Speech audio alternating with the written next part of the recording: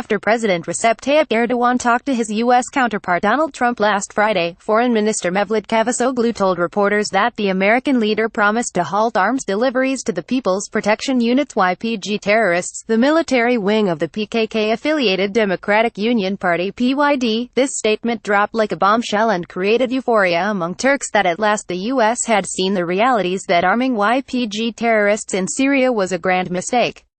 But the statement made by our foreign minister was too good to be true. It took the America establishment a couple of days to digest this statement.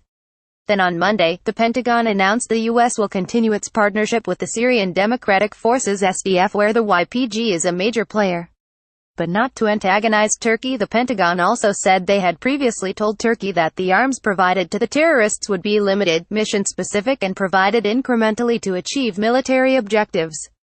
The Pentagon also said it is reviewing pending adjustments to military support provided to the SDF based on requirements. While recognizing the PKK as a terrorist group, the Americans have treated its Syrian affiliate, the PYD-YPG, as an ally in its anti-Daesh efforts.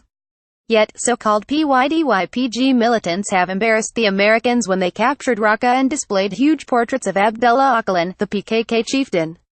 It is no secret that the PKK leadership controls and manipulates the PYD and the YPG. It is clear that once news came out that Trump promised to end arms deliveries to the YPG militants asked the American assets embedded in their command centers in northern Syria to clarify the picture.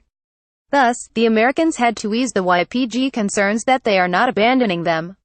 The Pentagon is clearly caught between the promises of Trump to Turkey and the pressures created by the YPG militants in Syria. The Pentagon has to realize that they are faced with an unsustainable situation.